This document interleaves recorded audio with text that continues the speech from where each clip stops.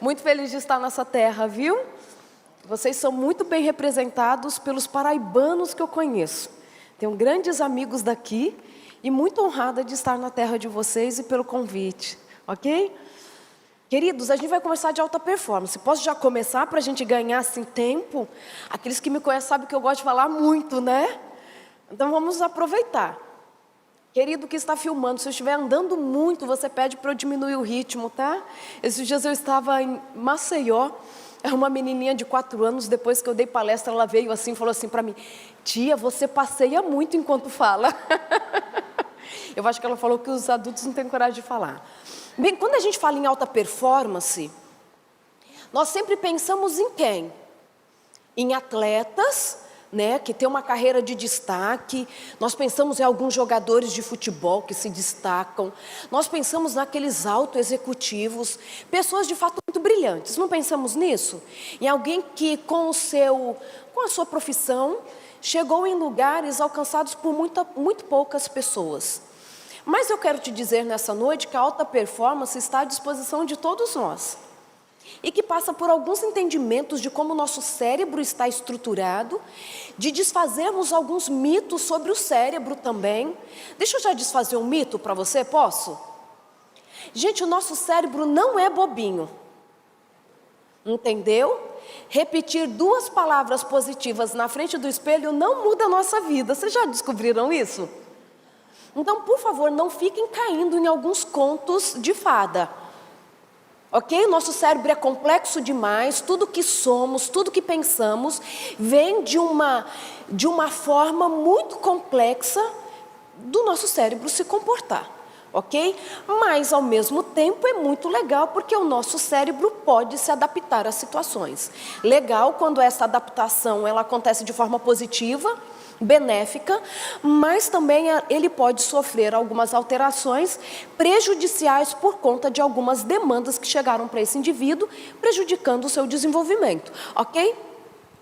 Quero trazer para você algumas coisas sobre o que nós podemos fazer para melhorar o nosso cérebro, e eu já vou te preparando para que você não se decepcione. Tem muitas coisas que você já sabe, só que não tem colocado em prática. E sabe o que eu tenho visto? Muitas coisas que nós temos estudado e descoberto é só mesmo para dar uma validação àquela informação que a sua avó já te contou. Vou mostrar algumas coisas assim. Eu estava agora conversando com uma jornalista, a Felícia, e eu falando assim: nossa, às vezes para não ficar rouca, eu aprendi a colocar um paninho ou um papelzinho com hortelã, né, com um extrato de hortelã aqui para melhorar a fala. Ela assim: nossa, quanto que a minha mãe fazia isso com a gente quando estava gripada? A gente não passava por essa experiência do hortelã, alguma coisa assim, para melhorar, né, o pulmão e tal. Então, tem muita coisa que você já sabe, ok? E algumas coisas, a forma de colocar ou a forma de explicar trouxe só mais luz com as novas descobertas, ok? Preparados? Quem aqui acha que o cérebro é incrível? Quem acha que o cérebro é fantástico? Não precisa ser só para apoiar a minha profissão, não. Vocês acham que o cérebro é fantástico? Eu acho o cérebro incrível. O nosso cérebro é capaz de fazer algumas coisas que a gente nem imagina. Eu sempre esqueço de perguntar para onde eu aponto, para lá, né? Você sabia que você tem, em média, 86 bilhões de neurônios? E se eu te falar que os neurônios não são as células mais abundantes do seu cérebro? Do contrário, são as menos abundantes. A gente acha que o cérebro só tem neurônios, mas existem outras células que são extremamente importantes para que tudo isso aconteça, os nossos pensamentos, as nossas emoções. Mas se fossem só os neurônios, uau, que quantidade incrível! 86 bilhões de neurônios é a média destas células no cérebro de alguém adulto. A criança nasce com muito mais neurônios do que isso, sabia? Por volta dos 4 anos de idade, ela vem perdendo neurônios. Por volta dos 4 anos de idade, acontece uma poda significativa de neurônios no cérebro, muitos morrem. E você fala assim: ai, que horror! Quem aqui aprendeu na escola que a gente nasce com uma quantidade de neurônios e que a gente tem que fazer de tudo para não perder, porque neurônio perdido jamais recuperado? A gente não aprendeu isso na escola? que a gente perde neurônio e não é possível o surgimento de novos neurônios no cérebro de adulto? Aprendemos ou não aprendemos? A gente já viu que essa história não é bem assim. A morte neuronal durante o nosso desenvolvimento é importantíssima. Porque o que a gente sabe hoje, gente, não vou dar uma aula de neurociência para vocês não dormirem, tá? Mas algumas informações são muito interessantes. A quantidade de neurônios que nós nascemos deixa as conexões entre esses neurônios muito limitada. Lógico, porque ainda não desenvolveu, mas também porque não tem espaço para o desenvolvimento. Gente, eu já começo a pensar em umas coisas aqui, assim, eu penso enquanto eu falo, sabe? Então, neurônios precisam morrer para que os que vão sobreviver tenham espaço para que possam expandir os seus prolongamentos. Porque lembra que o neurônio comunica com outro? É tanto que a gente chama de rede neuronal. Então, por exemplo, para eu fazer esse movimento com a mão, existe uma sequência, uma rede de neurônios muito específica para fazer isso. Se eu fizer isso é outra, se eu fizer assim já é outra. Existe uma rede específica para cada coisinha. Então é como se eu pudesse dizer assim, claro, estou usando de forma hipotética, o neurônio 1 que precisa conectar com o neurônio 3, que vai conectar com 586, com 1.038, para que eu possa fazer isso. Entendem isso? Esta conexão não é possível se neurônios não morrerem. Então a perda é necessária para o desenvolvimento cerebral. Posso já começar a aplicar umas coisas para a nossa vida assim, de outras áreas? Tal? Posso, eu gosto disso. Gente, nós precisamos em muitos momentos da vida passar por perdas para que a gente possa se desenvolver. Para de encarar as suas perdas só como algo muito prejudicial. Algumas perdas, elas são necessárias para o nosso desenvolvimento, é assim ou não é? Como a maturidade chega? Com os desafios da vida. Como nós descobrimos que somos fortes? Quando somos desafiados com as dificuldades, não é assim? Enquanto tudo está bem, a gente acha que não daria conta de uma situação extrema. Mas nós descobrimos que somos capazes, inclusive, de sobreviver à morte de alguém que a gente ama. Somos ou não somos? Então, algumas perdas são necessárias para a nossa maturidade, para que elas cheguem na nossa vida. No nosso cérebro é exatamente isso. É impossível acontecer uma maturidade cerebral sem uma perda significativa de neurônios, para que as conexões entre aqueles que sobrevivem possam acontecer da forma mais eficiente possível. Ok? Entenderam isso? Comecem a olhar para as perdas de vocês de uma forma um pouquinho diferente, tá? Outra informação muito importante sobre o cérebro. Eu adoro colocar isso. É tanto que eu coloquei isso no meu primeiro livro, A Neurociência da Felicidade. Eu quero que você... ele está um pouquinho cortado. Eu acho que a tela é menor do que o slide. Então eu vou começar e vocês começam a ler do inglês. De acordo com uma pesquisa de uma universidade, aí já começa o texto, tá? Inglesa. Leiam comigo. Não importa em qual ordem as letras de uma palavra estão. A única coisa importante é que a primeira e última letras estejam no lugar certo. O resto pode ser uma bagunça total que você ainda pode ler sem problema. Isto é porque nós não lemos cada letra isolada, mas a palavra como um todo. Seu cérebro é fantástico ou não é? Não é incrível? Então comece a acreditar que o seu cérebro é incrível. Independente da sua idade, comece a acreditar que você pode melhorar a performance do seu cérebro. Sabe aquela ideia assim? Na minha idade não, eu não posso voltar a estudar não, eu não sou capaz não. Sem dúvida nenhuma que dependendo da nossa idade e das histórias que já passamos, nós vamos enfrentar um pouquinho mais de dificuldades do que uma criança. Eu vejo a minha filhinha de 4 anos de idade, que fala inglês sem nunca ter ido à escola, só não corrige a mãe porque senão vai ajoelhar no milho, né? Mas com sotaque perfeito, uma riqueza de vocabulário, ela não vai à escola, convive mais com brasileiros, mesmo a gente morando lá, e com o inglês tão perfeito que eu falo assim, de onde essa criança aprendeu? Porque ela tem uma condição, sem dúvida nenhuma, de aprender com um pouco mais de facilidade alguns conteúdos do que nós que somos adultos. Mas é possível sim desafiar o seu cérebro para você ir além daquele lugar que você se encontra hoje, ok? E isso é importante por quê? Porque nós precisamos sair do comodismo cerebral. Nós estamos assim, ai não é para mim, meu tempo já passou. Quando eu escuto alguém falar assim, olha não, meu tempo, por exemplo, de fazer uma graduação já passou. Algumas pessoas não pensam assim? Eu sempre faço uma pergunta. Você acredita que 4 anos da sua vida passarão? Acredito, passarão. Você escolhe como chegará lá depois desses 4 anos. Tendo feito algo significativo ou não, porque o tempo vai passar. E você pode se influenciar na forma que você estará quando esse tempo passar. Se desafiem. O nosso cérebro, ele é capaz de vencer alguns desafios. Mas você precisa acreditar nisso e eu vou te ensinar uma coisinha sobre motivação daqui a pouco, tá bom? Se eu esquecer, vocês me cobrem. Porque a gente também pensa motivação um pouquinho diferente, muitas vezes, do que as neurociências têm ensinado pra gente o que é motivação. Posso já explicar? Para depois eu não esquecer? Que eu sei que eu não coloquei aqui. O que a gente pensa de motivação? O que a gente aprendeu? Eu quero, eu vou lá, faço e aconteço, não é assim? É só querer que acontece? Será que é assim para o nosso cérebro? Se fosse assim, as meninas vão entender melhor agora o que eu vou falar. Final do ano vai acontecer o casamento daquela prima. E você quer chegar no casamento com uns 3 quilinhos a menos, que é só o que falta para perder, para caber naquele vestido lindo, maravilhoso, não é? Você tem uma grande motivação, não tem? O casamento é algo que você quer, não é? Por que muitas vezes você vai frustrada para o casamento da prima? Sem perder os 3 quilos. Mas você não tinha um motivo certo? Não tinha toda uma argumentação suficiente para sustentar a mudança, o emagrecimento? Por que você não conseguiu? Porque nós entendemos motivação diferente do que ela é.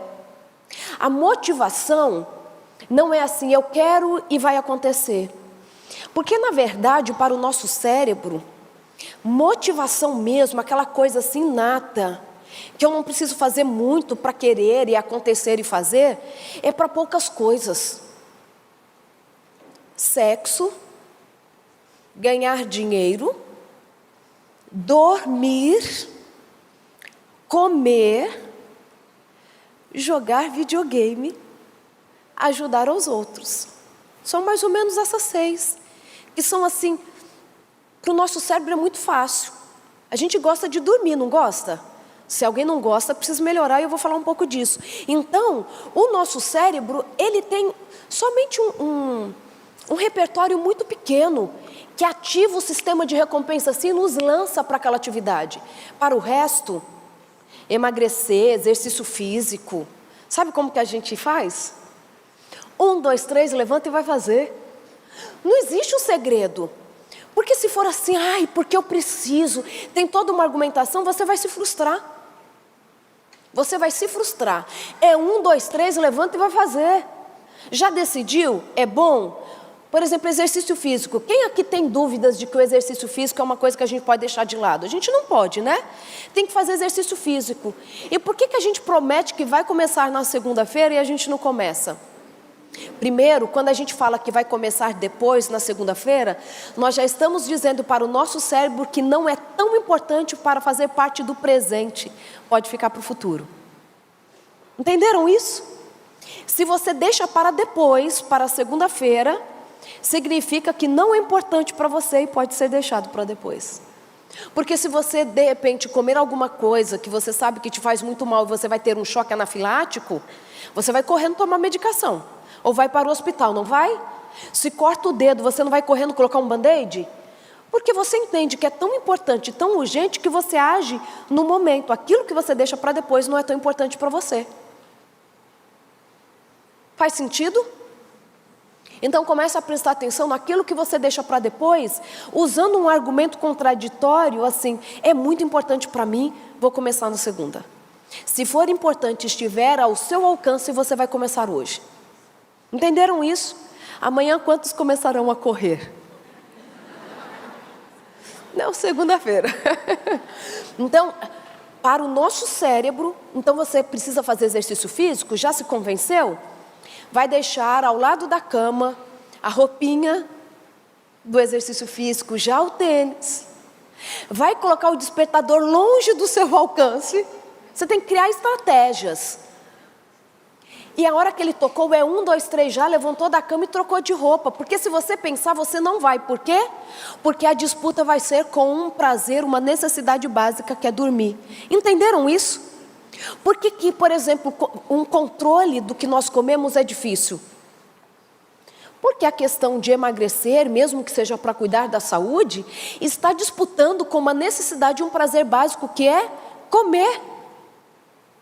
Não caiam nessas armadilhas. Entendam que é 1, 2, 3 já e vai correr. E aí você me fala assim, mas eu não queria no começo fazer tal coisa, ou mudar meu hábito alimentar, ou fazer exercício físico, mas agora é tão prazeroso para mim. Essa é uma chave legal do nosso cérebro. Aquilo que não fazia parte do nosso repertório prazeroso, com a repetição pode entrar no repertório. É uma questão de persistência. Porque o seu cérebro pode sim encontrar prazer naquela nova atividade que faz todo sentido para você. Por exemplo, não comer aquilo que te faz mal, uma atividade física que além de poder derramar no seu organismo endorfina, serotonina, dopamina, você vai sentindo mesmo um corpo mais saudável. Entenderam isso? Então, motivação, não caiam na armadilha, tá? Senão vocês não me conheceram. E aí, eu gosto de pensar como o nosso cérebro vive a realidade. Você sabia que o seu cérebro nunca está vendo o presente? Ele nunca está vivendo o presente? Ele está ou 0,2 segundo à frente, ou ele está vivendo o passado. Pode parecer meio confuso, mas eu vou explicar isso para vocês. Quando você vai atravessar a rua, o seu cérebro vai adiantar em média 0,2 segundo o carro para a sua visão, ou seja, ele vai estar 0,2 segundo mais próximo de você do que realmente está. E esta é uma criação do seu cérebro para proteger você, por exemplo, de um atropelamento. Mas para muitas coisas, o seu cérebro está te trazendo uma experiência que já aconteceu. Você está me escutando, não está?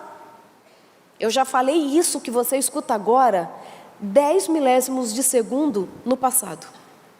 Você fala assim, mas eu estou vendo o movimento da sua boca agora. Vocês não estão falando isso? Então deixa eu te explicar como o nosso cérebro é fantástico. Para que você possa ter coerência nessa imagem, na percepção do que eu estou fazendo aqui, tanto o movimento da minha boca, quanto o som das palavras que eu estou proferindo chegam de forma coerente para vocês, não chegam? Ou chegam com atraso, igual alguns filmes que o áudio está atrasado? Chega a dar angústia na gente, aquele áudio que está atrasado? Dá ou não dá? Se o nosso cérebro fosse simplesmente receber um estímulo e deixar que nós entendêssemos aquele estímulo, é isso que vocês veriam. O movimento da minha boca atrasado de acordo com o som que está chegando para vocês. Porque o som chega no ouvido de vocês mais rápido do que a imagem. O que acontece então para não ter esse atraso? Com o áudio e com o visual. O que acontece? Quando a voz, desculpa, é o oposto. Vocês veem a imagem primeiro e o som depois, tá? Quando a imagem do meu rosto, do movimento da minha boca chega no seu cérebro, pastor, sabe o que o seu cérebro faz? Segura a imagem, não libera para você interpretá-la, para você ter consciência dela. Segura até o som chegar. Quando o som chega, o cérebro integra essas duas informações e entrega para você de forma pronta. E é por isso que você não vê o atraso. É tanto que mesmo os áudios que quando colocam lá, fazem a produção, né? Quando chega lá no final, se ele tiver só 1/10 de milésimo de segundo atrasado, você não vai perceber, porque o cérebro consegue corrigir a defasagem. Nosso cérebro está fazendo isso o tempo todo. Então, o que você escuta aqui, eu já falei, chega para você depois, mais você consegue entender isso como sendo presente. Então, o nosso presente é fruto do passado, aquilo que você está escutando, mas já foi dito, ou do futuro. O presente é construído pelo nosso cérebro, por experiências do passado e projeção quanto ao futuro. Isso constrói o presente. Posso te fazer uma pergunta para você levar para casa? Como você tem visto as suas histórias? Toda a sua experiência, como tem chegado para você? E como você tem olhado para o seu futuro? Porque o seu presente depende destas duas visões que você tem. Não é só para o nosso cérebro que as coisas acontecem assim, mas para nos constituirmos como seres humanos que vivem neste presente, nós somos formados pela nossa história e pela nossa esperança ou desesperança. O que eu penso do futuro, sobre o futuro, vai ter um impacto sobre quem eu sou hoje. É assim ou não é? Se eu achar que eu não tenho capacidade de passar no vestibular, eu nem vou estudar direito. É ou não é? Se eu acho que eu jamais vou ser escolhida para uma promoção lá no meu trabalho, nem vou me esforçar tanto. Não faz parte. Ou se um dia me disseram que eu não sou capaz, eu de fato posso viver hoje na mediocridade. Entendem isso? Então pensem, o presente de vocês é resultado do passado e como vocês pensam que será o futuro. E a vida é o que acontece hoje. Entendem? Vida é o que acontece hoje. E eu gostei que uma vez ainda na faculdade, li uma frase que dizia assim: vida é o que acontece enquanto planejamos o futuro. E de uma forma mesmo falando assim, puxa, as coisas estão acontecendo aqui e nós estamos esperando o futuro para trazer sentido. Quando os meus filhos forem maiores, quando eu comprar minha casa própria, quando eu terminar a graduação. Mas sendo que a vida está acontecendo hoje. Então olha para esse presente. Ele é resultado daquilo que vivemos no passado, mas também a forma que olharmos para o futuro precisa trazer sentido para esse presente. Reflitam sobre isso. Então vamos lá, quero trazer mais algumas coisas sobre o cérebro de vocês.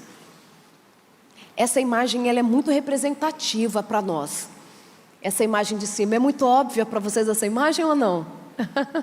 Essa imagem para a gente ela foi muito significativa, é uma imagem real, é um corte de uma estrutura cerebral que você conhece. Com certeza você já ouviu falar de hipocampo, envolvido com memória, que sofre um grande prejuízo no Alzheimer. Sabe o que são esses pontinhos, essas ramificações em fluorescente, em verde fluorescente?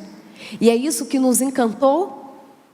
Surgimento de novos neurônios em cérebro de adulto. Desculpem, mas eu vou me sentir na liberdade de falar isso. A misericórdia de Deus renova a cada manhã, né? Algo que a gente não imaginava, hoje nós vemos que é possível. Surgimento de novos neurônios em cérebros de adultos. Até mesmo em algum cérebro que nós vemos assim, que estão sofrendo com mal de Alzheimer, tal, podem surgir novos neurônios dependendo da estratégia utilizada. Nós percebemos já surgimento de novos neurônios no hipocampo, cerebelo. O cerebelo faz parte do nosso tronco encefálico aqui, já perto da medula espinhal. E esta estrutura, por exemplo, o cerebelo, está envolvido com a nossa parte motora. E já é possível ver o surgimento de novos neurônios também em cerebelo. Ou seja, com a estratégia eficaz, você pode ter o surgimento de novos neurônios, algo que a gente não sabia que poderia acontecer. Outra coisa importante sobre o seu cérebro, é isso daqui que eu já falei para vocês. Otimismo só é positivo se for seguido de comportamento positivo. O pensamento por si só não muda uma situação. É o início da mudança, mas não é tudo. Vocês já viram algum atleta de alta performance que conseguem chegar lá sem treinar? Pouquíssimos. Que aí nós falamos que são seres que já nasceram com habilidades extraordinárias. Da mesma forma que existem aqueles que já nascem com debilidades, o que nós vemos hoje é que nascem também algumas pessoas com habilidades extraordinárias, ok? Mas que são a exceção. A maioria de nós é com suor mesmo, é com esforço, é todo dia tentando de novo. Então é para este desafio que eu quero levar vocês, mas a partir de algumas estratégias que estão ao nosso alcance. E começa por aqui. Vocês sabiam que 90% das doenças que acometem pessoas idosas são evitáveis? Sabiam disso? Que nós não estamos fadados a viver a consequência de uma genética? Eu gosto muito de falar isso. E um livro que se chama Em Busca da Memória, muito interessante, do Eric Kandel, neurocientista que ganhou o Prêmio Nobel de 2000. E Eric Kandel diz que os nossos genes estão a serviço do meio. E há muito tempo a gente já sabe disso. Então, aquilo que você traz de genética, hoje, para a maioria das doenças, não são um determinismo. Nasceu com o gene da hipertensão, vai ser hipertenso, ok? Não é mais isso. O que nós vemos é que, dependendo da interferência que fizermos na nossa genética, nós temos uma condição física e emocional alterada, tanto positivamente quanto negativamente. E aí, o que você come vai ter uma influência em todos os seus hábitos. Eu gosto de mostrar essa imagem desta senhora simpática, porque eu lembro quando eu recebi essa imagem, eu lembro da legenda da imagem. A legenda dizia assim: não sei porque as pessoas dizem que fumar faz mal. Tenho 30 anos e me sinto ótima. Mas os nossos hábitos podem mudar quem somos. E aí eu quero trazer para vocês alguns desafios, ok? Entendam a forma que eu vou falar isso. Vou falar com muito respeito, tá bom? E com muita humildade, mas eu preciso falar para vocês. Vocês sabiam que a obesidade, até mesmo sobrepeso, não precisa ser uma obesidade mórbida, tá? Quando nós passamos do nosso peso ideal, sabiam que a gente pode começar a ter perdas cognitivas importantes? Sabiam que o sobrepeso pode atrapalhar a sua performance numa prova importante, seja para passar num concurso público? Sabiam disso? O seu peso tem uma influência sobre a sua performance cognitiva. E nós não sabíamos disso antes. O que a gente sempre escutou? Ai, tem gente que é gordinha mesmo porque a família inteira é. A mãe é, a avó é, a bisavó era, é genético. Deixa eu te falar uma coisa. O que nós vemos hoje é que a obesidade, que é considerada uma doença crônica, grave, preocupante, só a população brasileira, mais ou menos 53% da população brasileira está em sobrepeso. Olha que informação que nos deixa tão preocupados. Entre as crianças, 20% das crianças estão em sobrepeso. Entre os adolescentes, aproximadamente 35% dos adolescentes estão em sobrepeso. Estamos vivendo numa população doente, porque a obesidade é considerada uma doença grave. E muitas vezes quando a pessoa está em sobrepeso, a gente fala assim, puxa vida, ela diz, nossa, a fulana está hipertensa, está com diabetes, como se fossem doenças que surgiram, não. Dependendo do caso, nós falamos que o diabetes, a hipertensão são sintomas da obesidade. Concorda, doutora Neidinha? Porque quando você controla o peso, que significa que você tomou medidas importantes para a sua saúde, nós vamos vendo essas doenças todas desaparecerem. E aí o que a gente vê é que existem mais de 250 genes que são silenciados ou disparados de acordo com o estilo de vida envolvidos com a obesidade. Posso falar para você? Menos de 5% da população em sobrepeso está por condições unicamente genéticas. A gente está falando de mais ou menos 95% daqueles que estão em sobrepeso estão por escolhas. Olha só. Aí você fala assim, como assim? Agora, além de tudo, eu sou responsável por isso? Eu falo que isso é privilégio. Se nós estivéssemos fadados a um determinismo genético, não tem como mudar, nasceu assim, assim vai morrer, seria muito triste. Agora, se nós podemos utilizar de estratégias eficazes para mudar esse quadro, não é bom demais? Não é bom demais? Claro que nós sabemos que, mas a minha mãe era também, a minha avó era. Como que isso acontece? O estilo de vida da sua família, ou os hábitos alimentares da sua família, podem ter afetado você. E alguns desses afetar passam pela epigenética. Epigenético, o termo epi significa que está sobre, dominando, que se destaca. A forma que a sua bisavó se comportava diante dos alimentos, pode ser, eu estou pegando só um fator, mas a gente sabe que são vários, pode ter imprimido sobre os seus genes a obesidade, entendeu? E que você vai ter que criar estratégias para mudar essa história. Te tornou vulnerável à obesidade, mas não porque você tinha o gene da obesidade.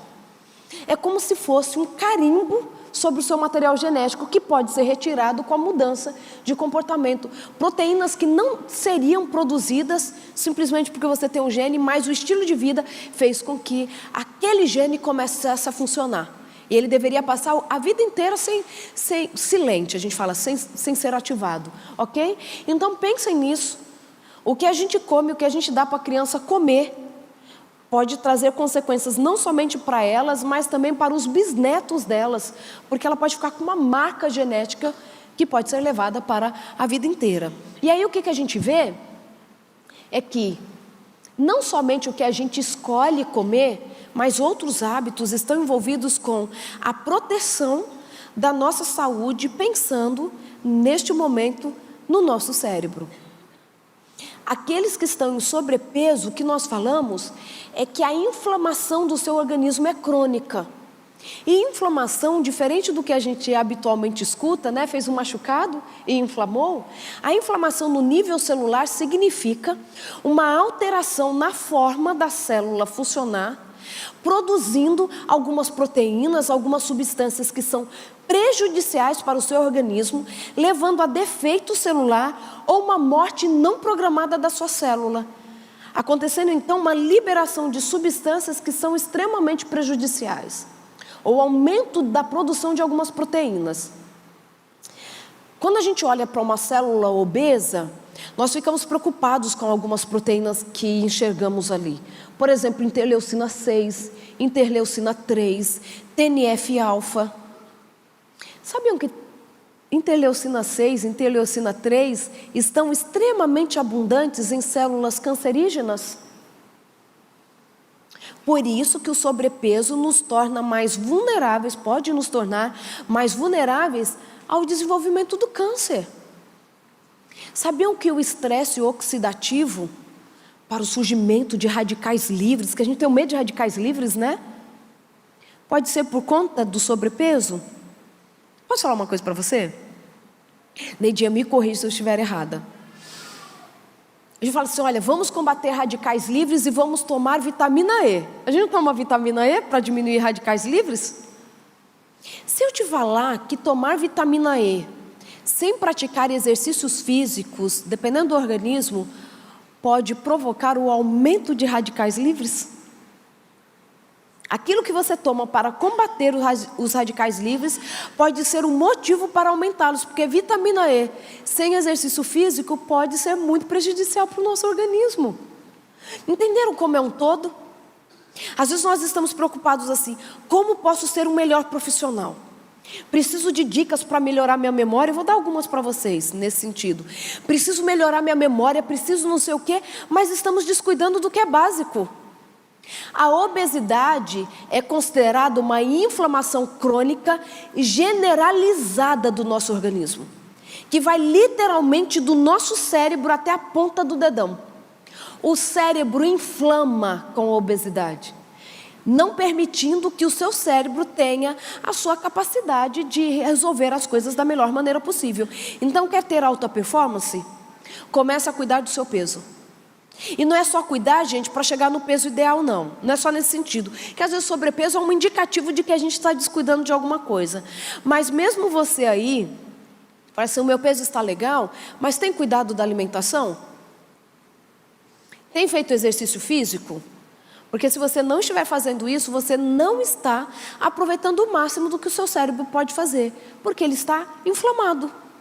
E a inflamação, inclusive, pode envolver hipocampo, envolvido com memória. Entenderam isso? Por que a gente fala tanto de inflamação? Nós ficamos muito preocupados porque a inflamação, esse tipo que eu expliquei para vocês, nós percebemos, a gente fala que é uma cascata de sinalização inflamatória, ela está presente em doenças graves muito importantes. Por exemplo, em todas as doenças neurodegenerativas, que nós já temos uma descrição melhor de como ela acontece dentro do organismo, nós encontramos um sinal inflamatório. Quando a gente olha para Alzheimer, esclerose múltipla, esclerose lateral amiotrófica, Parkinson, todas essas doenças nós vemos um sinal inflamatório. É tanto que o Alzheimer é considerado por muitos neurocientistas como se fosse o diabetes do cérebro. Não é o diabetes, como a gente fala assim, excesso de açúcar tal, mas é da mesma forma que acontece toda uma sinalização molecular periférica no diabetes, acontece no cérebro de quem tem Alzheimer. Entenderam como é muito mais amplo? Quando nós olhamos, por exemplo, a resistência à insulina, inflamação. Quando nós olhamos crianças que têm dificuldades, lógico, pode ser por vários motivos, mas, por exemplo, para exercícios de lógica, memorização, melhorar a alimentação dessas crianças e colocá-las para uma atividade física, pelo menos 2 vezes por semana, atividade física aeróbica, 2 vezes por semana, 30 minutos, nós percebemos já a melhora cognitiva delas em 6 meses. A melhora é significativa. Sabe o que eu tenho percebido às vezes? Que as pessoas querem fórmulas mágicas para que mudem, para que falem assim: uau, eu vou fazer, mesmo que seja desafiador, caro, vale a pena investir. Mas o que está ao nosso alcance do dia a dia, aquilo que é fácil, a gente tem a impressão de que assim, se é fácil demais não funciona, mas funciona. Comece a tirar da sua vida tudo aquilo que você já sabe que te prejudica. Nem tudo que prejudica uma pessoa prejudica a outra, não é assim? Aquilo que te faz mal, por mais que as pessoas falem assim, isso faz bem para todo mundo, talvez não faça bem para você.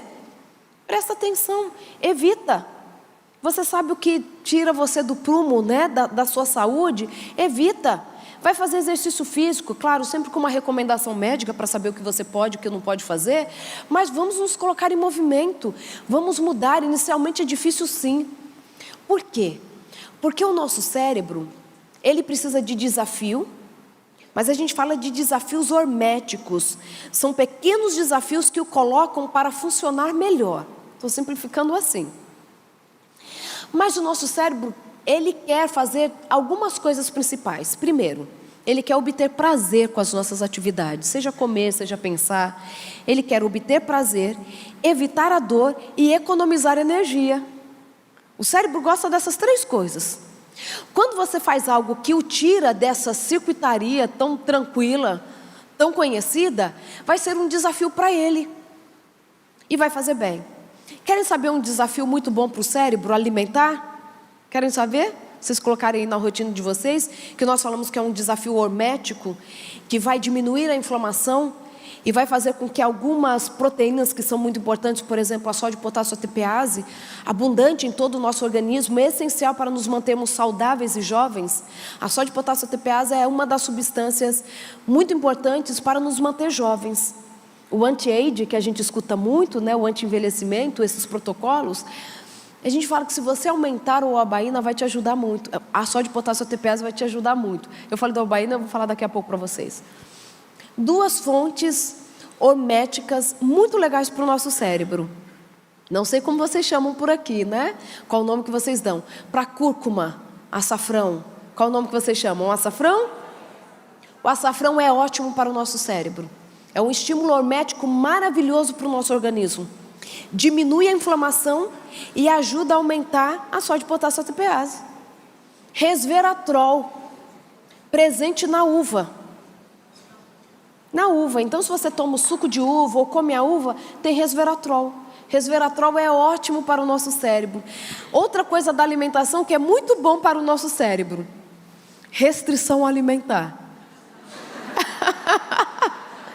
Tava fácil com o açafrão, né, gente? Tava muito fácil com a uva, não estava?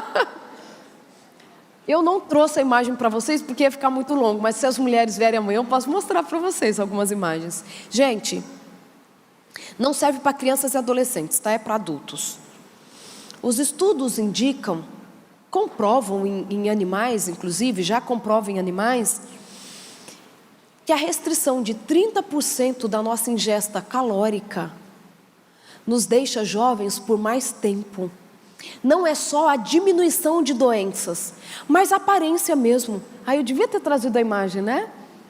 Quando nós olhamos, por exemplo, os estudos começaram em macacos, mas a ideia era só ver mesmo se a restrição da ingesta calórica diminuía algumas doenças, como diabetes, artrite, problemas cardiovasculares.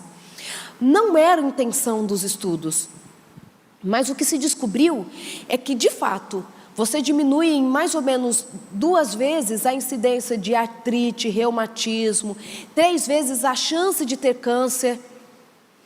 Mas o que não se sabia é que aumenta a longevidade e não é só ficar jovem, não é só viver mais jovem. É tão interessante que quando eu ainda estava na USP em São Paulo, o nosso laboratório desenvolvia, não eu, mas amigos do laboratório desenvolviam essa mesma pesquisa com ratos. E é muito interessante, um rato de laboratório, quando a gente fala de uma linhagem Wistar, aquele branquinho bem bonitinho. Gente, rato é muito fofo, é sério. Posso dar uma dica, uma utilidade pública para vocês? Se entrar um rato na casa de vocês, vocês forem armar uma ratoeira, não coloca queijo não. Coloca leite condensado, açúcar, amendoim, porque são as coisas que ele mais gosta de comer. Se ele vai morrer, ele tem direito da última refeição ser muito prazerosa. O cara que está no corredor da morte tem direito de escolher, por que o ratinho lá não pode, tadinho? Dá um leite condensado para ele. Gente, desculpa, eu vou abrindo algumas janelas porque eu acho que elas são muito importantes. Estudos indicam, com os ratos, vamos começar com os ratos. Você sabe que a gente estuda rato porque o cérebro de rato é muito parecido com o nosso, né? Quando a gente vicia o rato em cocaína e açúcar, é mais fácil ele ficar limpo da cocaína do que do açúcar. Se ele tiver que escolher entre a cocaína e o açúcar, ele vai escolher açúcar. Suas drogadas. Seus dependentes químicos. Açúcar vicia. Açúcar também ativa o nosso sistema de recompensa, como a cocaína. Entendam, não tem o mesmo efeito, tá? Se bem que tem gente que alucina e delira por conta de um chocolate, né? Não é nesse sentido da dependência de causar, né, alucinação, delírio, etc. e tal. Não é isso. Mas a dependência, minhas amigas, é muito mais difícil livrar do açúcar de outras dependências. Principalmente porque a gente acha que não é viciada, né? Como todo dia, mas não sou viciada, não é isso que a gente fala? Então, assim, a gente tem que cuidar disso, ok? Mas a dica principal era a última refeição do rato, tá? Dê para eles açúcar, tudo. Eles são viciados em sacarose. Se a gente dilui assim o açúcar numa água, a gente faz o rato fazer o que a gente quer que ele faça. Sabiam disso? A gente manda no rato. Ele sabendo que a gente vai dar para ele depois uma aguinha com açúcar. Hoje vocês não sabem do que um rato é capaz de fazer para ganhar açúcar. E eu conheço gente que é capaz de matar o marido por açúcar. Você vai buscar agora, já tremendo, né? É bem assim. Então, o nosso hábito alimentar vai impactando quem somos. Por isso que quando a gente fala assim, olha, cuida da sua alimentação, nós não estamos falando de uma bobagem qualquer. Não é só aquele medo de subir na balança e estar acima do peso, não. Nós estamos falando de alta performance. Estamos falando de saúde física e mental. Nós estamos falando de performance cognitiva.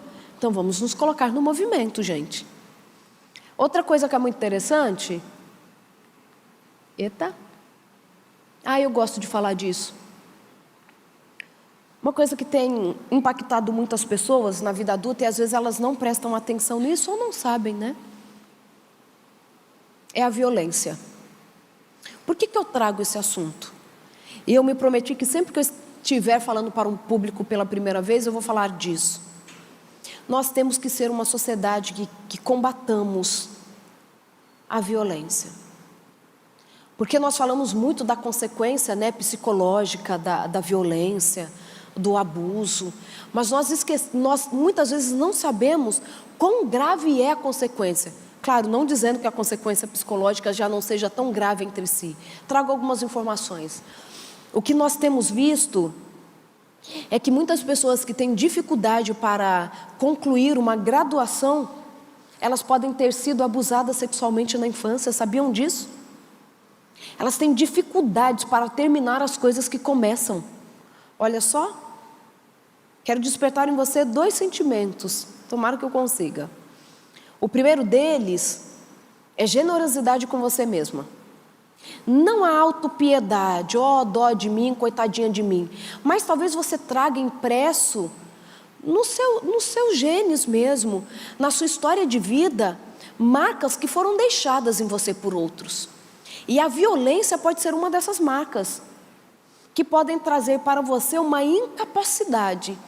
Então, primeiro, generosidade com você, e sabendo que isto pode ser um motivo de você não conseguir se desenvolver melhor, você fala assim, eu não quero mais isso para a minha vida, e eu vou lutar contra isso, a culpa não é minha, agora eu sei que eu tenho dificuldade e eu vou me esforçar. Lembra que para o cérebro é 1, 2, 3 já e vai fazer? É isso, você não vai desistir.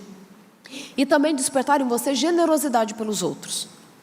Existem pessoas que passam por dificuldades que a gente nem imagina. Sabia você, menina, que você tem pelo menos 4 amigas que foram abusadas sexualmente? Se é que você não é uma delas? Eu arrisco em dizer que 25% das mulheres deste auditório foram em algum grau abusadas sexualmente. 25%. 25%. E o que a gente vê, em muitos casos de crianças que passaram por 2 ou mais tipos de violência na infância ou na adolescência, podem sofrer o que nós chamamos de erosão telomérica. O telômero é essa porçãozinha representada em pink para vocês, que é a porção extrema, as porções extremas do cromossomo, que mantém ele enovelado, assim, nesse formatinho que a gente aprendeu lá na escola, né? Com o passar dos anos e quando a idade vai ficando mais avançada, o que acontece com o nosso material genético, pensando em cromossomo, é uma erosão telomérica. Essa pontinha começa a sofrer danos. E o cromossomo começa a perder a sua conformação original. E a partir então dessa falta de proteção, vamos dizer assim, para o material genético, nós começamos a adoecer ou ficamos mais vulneráveis às doenças, ok? Isso é erosão telomérica, que é comum, mais provável, na vida idosa. O que a gente percebe é que muitas crianças que passaram por 2 ou mais tipos de violência apresentam erosão telomérica ainda na infância. Olha só, tornando estas crianças mais vulneráveis ao desenvolvimento de doenças. Gente, chega a afetar o nosso material genético a violência. Outra coisa que a gente vê, eu acho que eu trouxe para vocês aqui, estudos da Universidade de Harvard indicam que o hemisfério esquerdo de crianças que sofreram severo abuso na infância desenvolve menos do que em outras crianças. A gente está falando de um hemisfério inteiro, perda de milhões e milhões de neurônios que não deveriam morrer como aqueles que normalmente morrem nesse desenvolvimento saudável. Uma perda significativa. Nós encontramos inclusive uma diminuição de até 20% do volume daquele hipocampo que eu falei para vocês, envolvido com memória, com emoção, por conta de uma violência. Estas crianças se tornam mais vulneráveis a terem epilepsia por alterações neste cérebro. Mais de 20% das mulheres que apresentam o transtorno da personalidade múltipla, um transtorno de personalidade super raro e super complexo, mais ou menos 20% das mulheres que têm transtorno de personalidade múltipla foram abusadas sexualmente na infância. Entendem? Como é uma bandeira que a gente tem que levantar, proteger mais as nossas crianças, denunciar mais, porque nós estamos falando de um desenvolvimento impactado por algo que é muito grave e que traz consequências absurdas, podem trazer consequências absurdas para esse organismo. Inclusive, as crianças que são abusadas sexualmente, elas têm mais dificuldades em resolver problemas de lógica, de matemática, em decorar palavras, por conta desse prejuízo que elas podem sofrer no hipocampo. Outra coisa que é importante, o nosso cérebro está envolvido com a criatividade, raciocínio lógico, memorização, foco, síntese de proteínas, regulação, na regulagem do nosso peso, controle do sistema autoimune e da libido. E sabe quem está envolvido com tudo isso? Como que a gente faz para ser mais criativo? Para melhorar o nosso raciocínio, a nossa memória? Para uma regulação dos hormônios? Melhorar o nosso sistema autoimune? Para melhorar a libido? Existe um evento envolvido com tudo isso. E quando a gente olha para isso, a gente está falando de alta performance, criatividade, raciocínio lógico, memorização, foco, humor estável? É algo que vocês estão doidos para fazer agora. Dormir. Se alguém falou dormir, não ganha nem autógrafo no livro. Coisa feia. Está tão legal. Dormir. Vocês sabiam que é impossível você ser tão criativo, manter o seu humor estável se você não tiver dormido direito à noite? A gente vê isso nos bebês, vemos ou não vemos? Deixa um bebê em privação de sono para você ver que criança que você tem em casa. Elas não ficam extremamente agressivas, irritadas, nem elas sabem o que elas querem. Acham que é colo, você coloca no colo, não é, você quer dar comida, a criança não quer. Você acha que nós adultos somos diferentes disso? Não somos. Não somos. A gente consegue disfarçar um pouquinho mais, mas é só dormir direito que você vai melhorando o seu humor. Utilidade pública. Se a sua criança não tiver dormido direito, nós orientamos que, se possível, você troque a vacinação dela que aconteceria na manhã seguinte. Sabiam disso? Porque uma noite mal dormida já é o suficiente para afetar o nosso sistema imune. E se o nosso sistema imune estiver alterado, talvez a vacina não funcione na criança. E ela não fica imunizada. Então, se ela não dormiu direito, o legal seria trocar a vacina dela.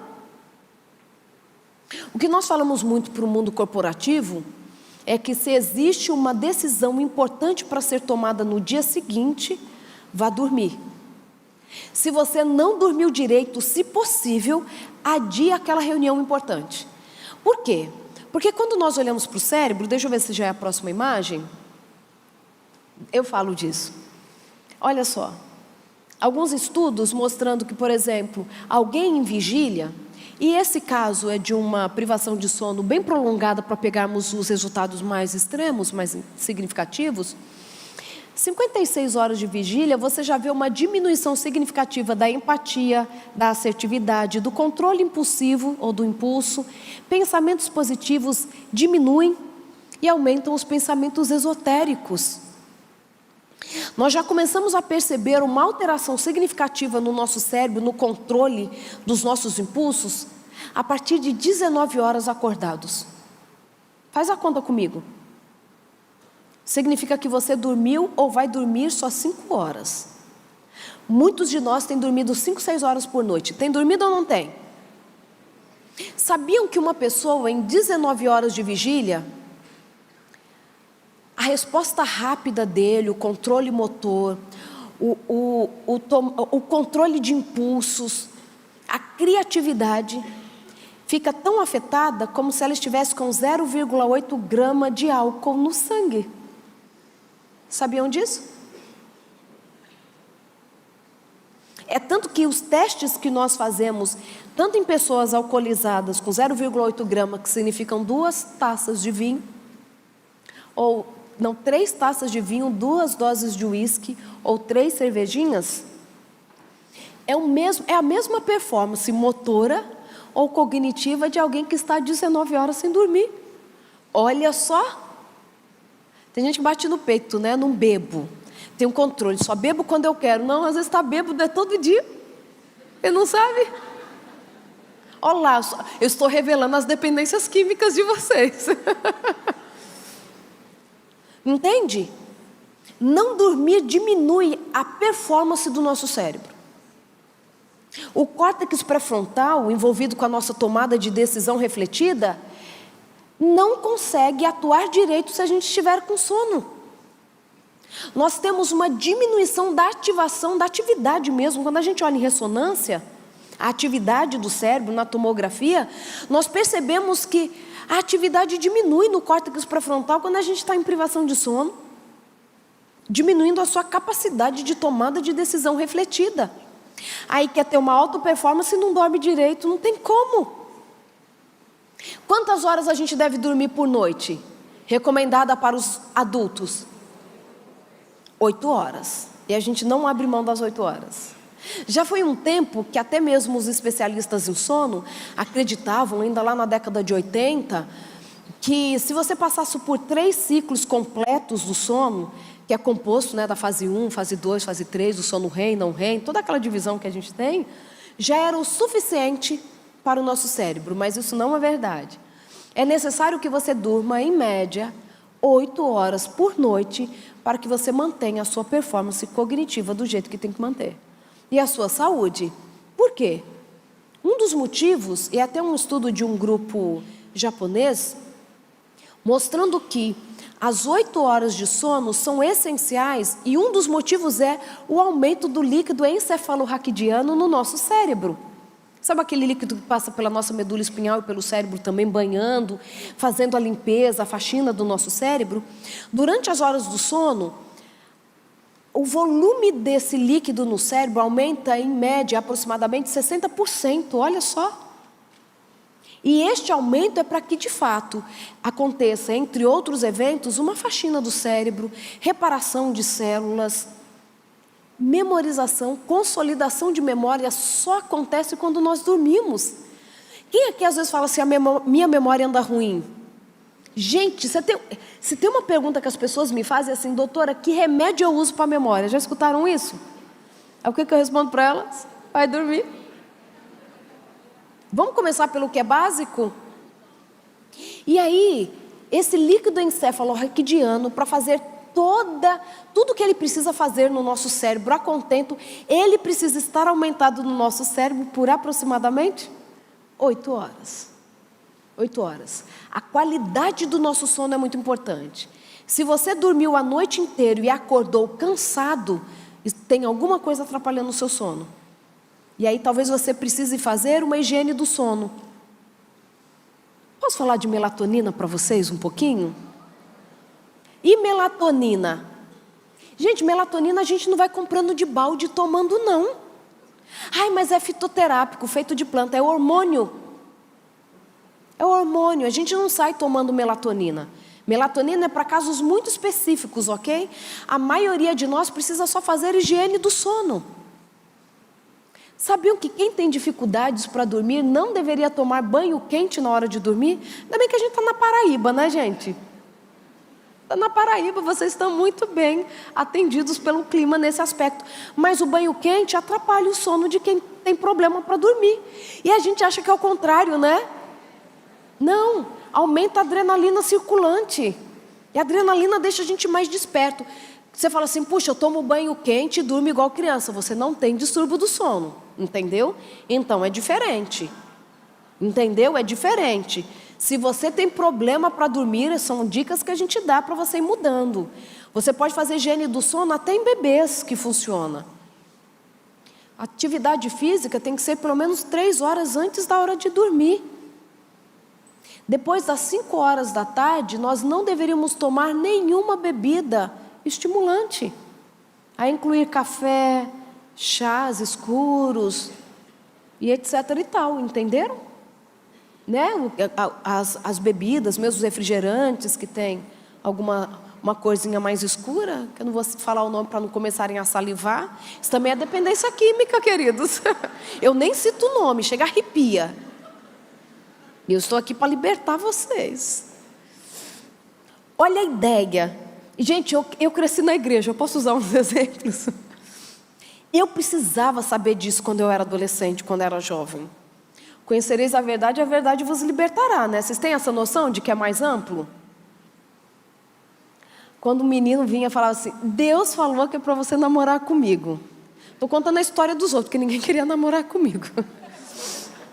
Fico perguntando até hoje, por que será? A idade vai deixando a gente mais bonita, sabe? Eu acho que é isso. Aí o menino assim, Deus me falou que você tem que namorar comigo. Tem alguma menina solteira aqui? Algum menino solteiro? É para você, querida. O menino chega para você e fala assim, Deus falou que é para você namorar comigo. Você pergunta assim para ele: quantas horas você tem dormido por noite? Porque pode aumentar o pensamento esotérico na privação de sono. Aí o menino está achando que ele falou com Deus. Não, ele não está dormindo mesmo, está tendo delírio. Entendeu? Aí você ainda é até chique para dar o fora nele, entendeu? Você usa a ciência para dar fora no menino. Mas, por exemplo, não dormir direito, isso é muito interessante.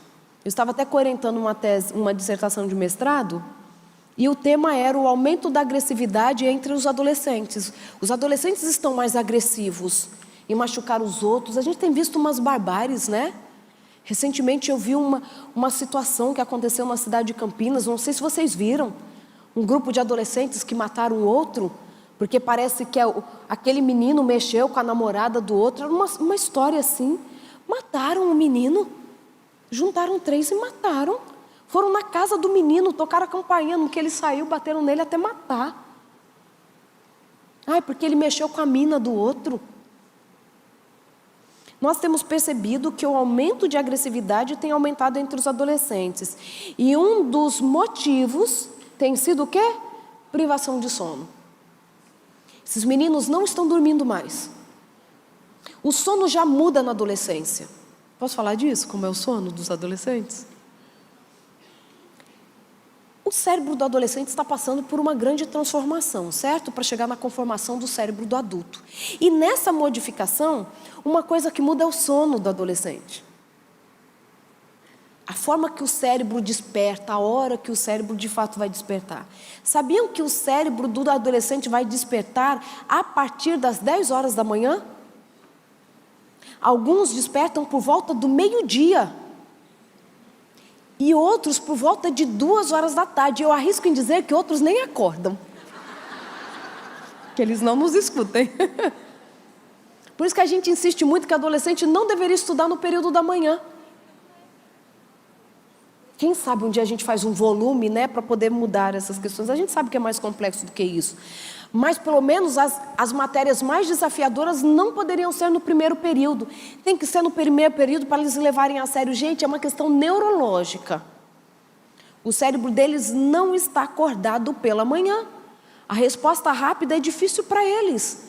Eles vão mesmo arrastando para a escola com sono. Isso para qualquer adolescente, para a maioria dos adolescentes. Pensa então agora que eles passam a madrugada inteira nas redes sociais ou conversando com os amigos. Tem piorado. Isso tem aumentado a agressividade entre os adolescentes. Então vamos prestar atenção nisso. Uma dica que eu dou quando não tem adolescente no recinto. Celular da família inteira dorme na sala. A incluir o seu papai e mamãe, que não é médico e nem parteira. E nem pastor para fazer velório, na madrugada. Celular de todo mundo deveria dormir na sala. Todo mundo coloca o celular para carregar na sala. Porque o quarto foi feito para dormir. E nós que somos casados para outra coisa que é benéfica também. Meninas, faz muito bem para a pele. É sério. E aí alguns falam assim, a mãe fala assim para o filho: deixa esse celular e vai dormir. Mas você está lá no celular, né? Aí o filho fala assim: eu tenho que guardar o meu celular e você não guarda o seu. Mamãe está fazendo uma coisa importante. Só o que você faz é importante? Conversar com os amigos para ele também é importante? Então esse argumento não cola. Quer mudar o ritmo do seu filho adolescente? Começa pela sua mudança. A gente exige deles e não faz. Celular devia dormir de todo mundo na sala. Doutora, mas eu uso ele como despertador.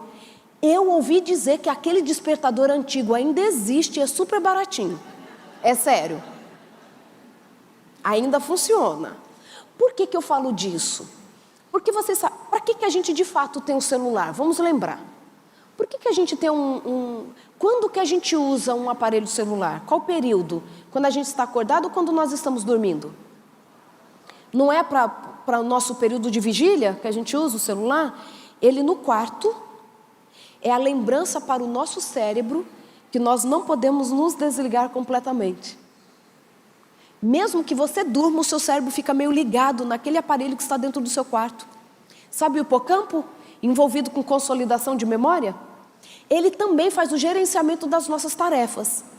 Durante o dia, quando nós ficamos lembrando assim: Hoje eu preciso ir buscar a doutora Rosana no aeroporto, arrumar o que falta da conferência, escolher a roupa. E depois, mais tarde, a gente lembra de outras coisas que a gente tem que fazer. Sabe esse gerenciamento da nossa agenda, das nossas tarefas? Quem faz é o hipocampo. É ele quem fica nos lembrando do que temos para realizar. Isso ele faz durante o dia. À noite, a principal função do nosso hipocampo é consolidação de memória. Quando o celular está no nosso quarto, o que o hipocampo fica fazendo? Ocupado com o gerenciamento de tarefas. Olha só. E quando a gente deita e fica lembrando de tudo que a gente tem para fazer no dia seguinte, o que acontece também? O nosso hipocampo fica a noite inteira repassando a lista. Sabiam disso? Como que a gente resolve? Porque a gente deita, eu sei que as minhas amigas pelo menos fazem isso. A gente deita e não fica lembrando tudo que tem para fazer no dia seguinte, eu não posso esquecer disso, eu não posso esquecer daquilo, eu não posso esquecer daquilo. Isso é prejudicial para o seu cérebro. Como que a gente resolve isso então? A velha e boa lista. Anotem tudo que vocês têm para fazer no dia seguinte, antes de ir para a cama. Quando estiver tudo anotado, o que você está dizendo para o seu hipocampo? Não tem como esquecer, porque já está tudo anotado. Agora você pode dormir e fazer eu decorar, memorizar tudo aquilo que eu preciso guardar. Entenderam a ideia? No começo vai ser um desafio para o seu hipocampo, mas ele vai aprendendo. Me fala quanto tempo eu já falei, porque eu só estou que falo aqui, só estou que falo.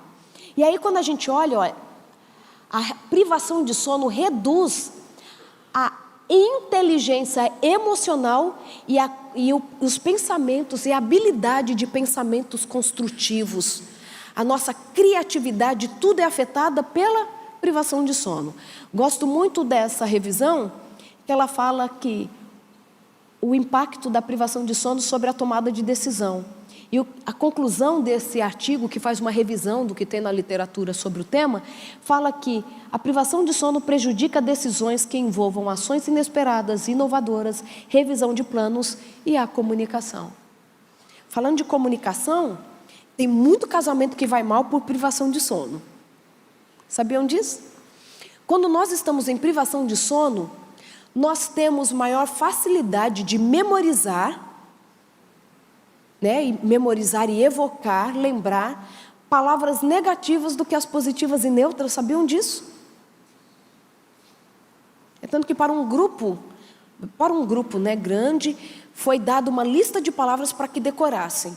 Dentre essas palavras existiam aquelas positivas, neutras e negativas. Todo mundo foi dormir. No dia seguinte, eles tinham que relembrar a lista, ok? E todos aqueles que lembraram a lista toda foram escolhidos para fazer parte do estudo. Todo mundo tinha decorado. Os que decoraram, então, foram divididos em 2 grupos.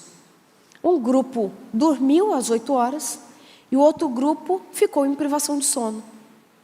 No dia seguinte, tiveram que relembrar a lista. Lembra que eles já haviam decorado? Aconteceu que a gente já sabia. Quem estava em privação de sono diminuiu a lembrança das palavras decoradas, em 40%. Só que o pulo do gato desse estudo foi ver qual tipo de palavra que eles haviam esquecido. As palavras negativas estavam quase intactas. Eles esqueceram principalmente as palavras positivas que haviam decorado. Pensa isso para o casamento. Você nunca me elogia. Qual foi a última vez que você fez alguma coisa para mim? Além disso, a gente fica mais feio quando não dorme. Pelo olhar do outro, é sério. Quando a gente não dorme, mesmo que o outro não saiba que nós não dormimos, esse é um estudo interessante também, porque a foto de um rapaz, do mesmo rapaz, quando ele dormiu, quando ele passou por privação de sono, quem olhava para ele em privação de sono falava que ele não era bonito, que ele tinha uma cara de doente. Mas eles não sabiam que ele estava em privação de sono. E quando ele havia dormido, o outro grupo que olhou, falou assim, não, ele é bonito, atraente, tem um aspecto de saudável, de descansado. Pode dar uma dica para você? Você não é feio, está faltando dormir. Vá dormir que você fica mais bonito. E o nosso cérebro quer achar beleza o tempo todo, gente, não se enganem não. Sabe por quê? Porque beleza para o nosso cérebro é sinônimo de saúde. E o nosso cérebro quer olhar para o que é saúde. Porque lembra que o nosso cérebro ele tem células que são chamadas neurônios espelho, que imitam o que o outro faz, quem o outro é. Então, ver alguma coisa que não é saudável, que é feia, o nosso cérebro não quer ficar olhando não. Porque vai que eu fique igual. Quer arranjar namorado e não dorme. A gente faz o quê? Aí vai para uma entrevista de trabalho e na noite anterior está tão angustiado que não dorme direito. Talvez isso te atrapalhe lá na performance. Ó, pensa que vai atrapalhar na sua comunicação, no pensamento rápido, no controle do impulso e vai te deixar mais feio. Perdeu a vaga. Perdeu a vaga, não tem jeito. A pessoa nem sabe, mas ela não te quer. Entenderam isso? Estou acabando, gente. E eu gosto desses estudos, porque é uma pergunta que as pessoas sempre me fazem. É possível acreditar em Deus e ser cientista? Eu sempre respondo, como é possível ser cientista e não acreditar em Deus?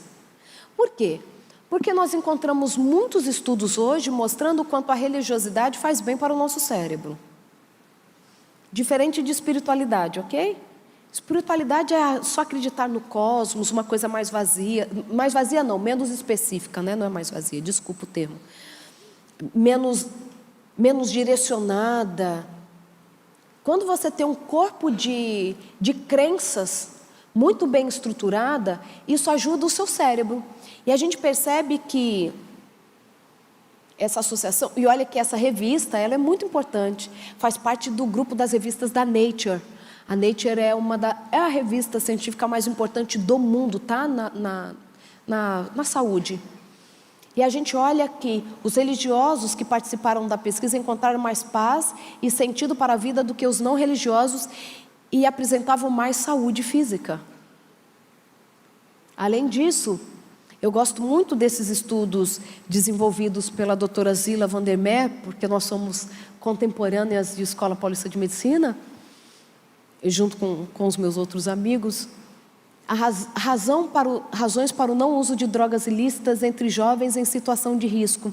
E eu gosto dessa frase, desse artigo, que foi o desdobramento do mestrado dela, que fala que a maior diferença entre adolescentes usuários e não usuários de drogas psicotrópicas de classe socioeconômica baixa era a sua religiosidade de sua família. Observou-se que 81% dos não usuários praticavam a religião professada por vontade própria e admiração, e que apenas 13% dos usuários de drogas faziam o mesmo. É protetora para a nossa casa, ok? Além disso, a gente percebe que esse outro estudo, o Dr. Abílio Rosa foi o meu professor de psicologia enquanto eu estava na Unesp, e esse trabalho foi desenvolvido por ele, foi publicado até quando eu ainda era aluna dele. Não olhe a data, porque vocês vão começar a descobrir quão velha eu sou. Esconde. Você pode até fazer um borrão nessa imagem, amigo. Enquanto ele dava aula para mim, ele era o presidente nacional da Sociedade Brasileira de Psicanálise. E é muito interessante que a conclusão que ele chega nesse estudo é que a religião desempenha papel fundamental na melhora e adaptação de indivíduos com transtornos psicopatológicos, além de aumentar a adequação da relação consigo mesmo e com o cotidiano. Ele estudou algumas personalidades muito difíceis, alguns comportamentos muito desafiadores, como, por exemplo, que a gente chama de psicopatas. E uma das únicas estratégias capazes de conter os impulsos de um psicopata é ele acreditar numa religião. Porque isso é capaz de contê-lo, ok? De pensar algo muito além dele, que pode controlar. E aí, eu acho que estou chegando de fato ao fim, e eu só trouxe um aspecto da oração, que mostra que a oração faz bem ao coração. Pessoas que oram sofrem menos de doenças do coração e de tensão muscular. Orar também reduz a ansiedade, a depressão, melhora a memória e aprimora o aprendizado. E eu trouxe um só dos estudos que falam sobre isso. Indivíduos com depressão têm o córtex mais fino, porém, indivíduos com predisposição para desenvolver depressão, mas com alto nível de espiritualidade e fé, apresentavam um córtex mais espesso, prevenindo a depressão. É interessante notar que a mesma região envolvida com a crença no poder divino diminui o foco em nós mesmos, permitindo que pensemos no bem-estar dos outros. Então, a região que está envolvida com o altruísmo, envolvendo o estriado ventral e outras estruturas, também está envolvido tanto na crença divina quanto no altruísmo. E nós podemos fortalecer a nossa empatia pelo outro a partir da crença no poder divino. E terminando então, eu te pergunto, qual decisão você vai tomar? Porque não adianta a gente ficar conversando e nós não tomarmos decisões. Eu quero que você, pelo menos decida, já comece a pensar em mudar alguns hábitos alimentares, aqueles que você sabe que são prejudiciais. Você sabe que tem coisa que você faz que é prejudicial, né? Não precisa nem ficar repetindo. Que vai diminuir a quantidade de comida que você come, não importa ser saudável apenas, porque tem gente que come como se não houvesse o amanhã, Neidinha. Uma vez uma pessoa falou assim para mim, doutora, eu só tomo um caldinho para dormir. Mas é caldo de mocotó, o que a gente faz? Como assim? A gente tem que diminuir a nossa ingesta calórica se a gente quer ficar saudável e jovem por mais tempo, né? Eu gosto de falar assim, nós temos que morrer jovens o mais tarde possível. Temos que morrer jovens o mais tarde possível. Diminuir a nossa ingesta calórica nos faz viver mais tempo com saúde. Qual a decisão que você vai tomar quanto à sua alimentação? A gente tem que começar a colocar em prática o que a gente aprende. Eu quero ver minha filha crescer, gente. No que depender de mim, eu quero ver. Não é? Você já sabe aquilo que te faz mal. Por que você está deixando para amanhã? Que mudança que você pode fazer hoje? Posso falar de um desafio que a gente tem? A gente quer melhorar a nossa performance cognitiva, tornar o pensamento mais rápido, mas a gente não gosta de ler. Estou falando a gente porque essa é a realidade da população brasileira, ok? Não estou falando de vocês, estou falando da população brasileira. Não gosta de ler. Aí tudo que falam, eu vou acreditando. Vocês não têm que acreditar no que eu estou falando. Tem que ser o gatilho para vocês procurarem essa informação nas suas fontes primárias. Vamos ler. Porque senão a gente é levado de um vento para o outro, para os modismos. Tanta gente fazendo jejum intermitente errado. Não é, Nedinha? Vai comer meio-dia, 4 horas da tarde já parou de comer para comer meio-dia de novo. Protocolo antifisiológico. Sabia que a refeição que você não pode pular é o desjejum? Vocês aprenderam com a mãe de vocês, com a avó de vocês. Café da manhã como rei, almoço como príncipe e jantar como mendigo. É isso que a gente fala na ciência hoje. Principalmente se for um mendigo que não ganhou nenhuma moedinha durante o dia. Se você não precisar, vai diminuindo a sua ingesta calórica à noite. Sua comida vai diminuindo. Para a maioria de nós, o jantar não é necessário. Entende? Vamos comer menos. Gente, amanhã tem comida de novo, acreditem, não estamos em tempo de guerra. Para dormir segurando o pão para... Porque tem gente, pastor, que se promete. Eu vou àquela recepção, àquela festinha, ou eu vou comer o doce ou eu vou comer o salgado. Você sabe o que acontece lá, né? Come o doce, o salgado e ainda leva um pedaço de bolo para casa. Porque depois que vai na geladeira ele fica mais gostoso. Tem gente rindo de nervoso porque faz isso. Você só deixa para amanhã, para segunda-feira, aquilo que você não encara como importante. Hoje você decide que vai voltar a cuidar da sua saúde, vai cuidar da sua a saúde do seu cérebro, vai inserir alimentos que são bons, tirar aqueles que são ruins, vai dormir mais. Doutora, como a gente faz para dormir mais? É impossível dormir às 8 horas.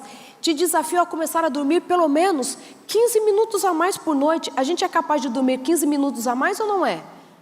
Claro que é, então comece dormindo 15 minutos a mais. Aquele sono que a gente faz no final de semana... Oi? E quem dorme muito, dorme cedo igual quem dorme pouco. Os dormidores longos, os dormidores curtos, aqueles que dormem 10 horas, se não é uma questão genética, porque nós temos o grupo dos dormidores curtos e os dormidores longos, mas são exceções e é genético, nasceu assim. Quando eu falo nasceu assim, porque assim, não é que agora não tenho desculpa, não, o organismo dessas pessoas não sente falta, mas isso é exceção.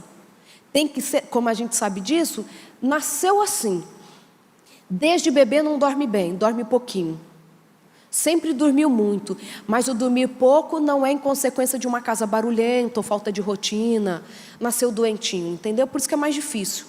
Existem estudos agora olhando para quem dorme pouco e vive bem para tentar achar um traço genético, para a gente ter mais esclarecimento sobre isso. Mas dormir muito também pode diminuir a nossa expectativa de vida, né? Um assunto bem interessante sobre isso. Então, assim, vamos aumentar as nossas horas, que sejam por minutos, mas vamos cuidar da nossa saúde, anotar as nossas dificuldades no papel, tudo que nós temos que fazer. Mas vamos cuidar, sabe por quê? A vida é curta para ser pequena. A vida é curta para ser pequena. Não basta estar vivo perambulando pela vida, né? Sem curtir, porque está cansado, porque não tem saúde. A vida não pode ser um fardo, mas fonte de felicidade. Quero que você se desafie a tomar a decisão sobre o que você vai fazer com a sua vida, porque a alta performance começa com mudanças simples que estão à nossa disposição. Se fosse caro, talvez nós compraríamos o protocolo ou o pacote. Mas o que você precisa começar a mudar hoje está à sua disposição gratuitamente e vai te fazer economizar dinheiro quando você come menos. Quando você não fica perdendo roupa porque está engordando, né? Quando você está dormindo, você está vendo menos coisa ruim por aí. E é tudo gratuito.